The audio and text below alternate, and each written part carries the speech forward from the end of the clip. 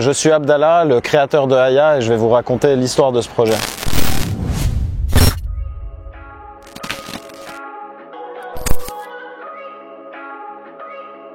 Je suis Abdallah Sleiman, entrepreneur de 34 ans, créateur de Aya.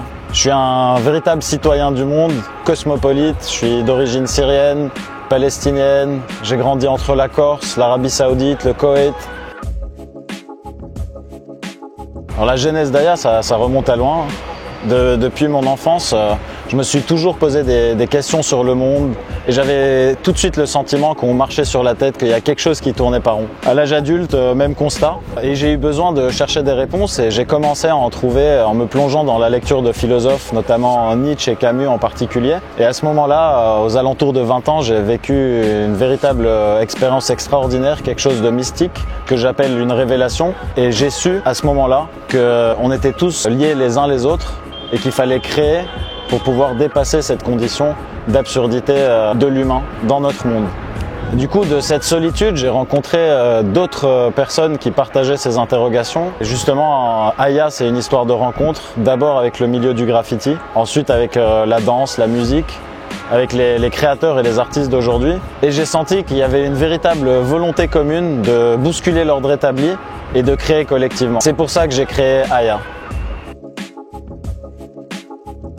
Le monde a changé, la culture française, la culture occidentale a peut-être un peu de mal à intégrer ces changements. Nous, on est convaincus véritablement que c'est justement par la culture qu'on va pouvoir répondre à ce besoin de sens et de réconciliation qu'on ressent tous. Notre vision dans ce sens, c'est vraiment d'être capable de collectivement façonner nos imaginaires pour créer un monde différent. Et notre mission, notre job, en réalité, chez Aya, c'est d'ouvrir des espaces pour connecter les créateurs et les créatrices.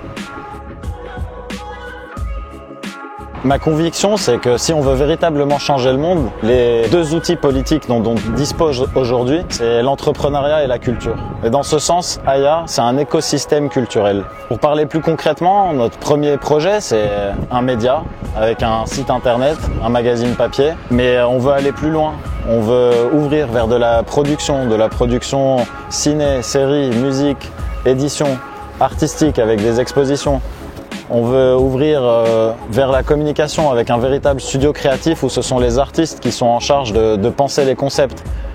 On veut même aller vers la technologie avec une plateforme de streaming. Voilà, en réalité, c'est infini. On peut imaginer plein de projets et c'est ça la beauté d'un écosystème.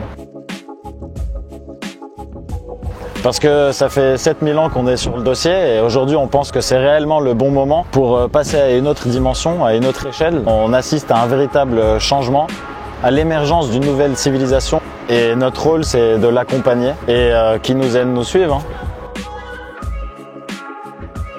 Pour moi l'art c'est surtout les artistes, des créateurs qui choisissent un médium, la peinture, la musique, la danse, le cinéma, la philosophie et qui proposent leur interprétation de la vie, qui donnent à penser le monde et qui nous permettent d'imaginer un futur dans lequel on va pouvoir tous ensemble évoluer collectivement. L'artiste, c'est pas le transcripteur du réel, en réalité, ça en est son rival. Révolté par nature, rebelle par essence, il crée à défaut de crier, parce que créer, justement, c'est un acte de résistance. Et comme on le dit, créer c'est résister, résister c'est créer.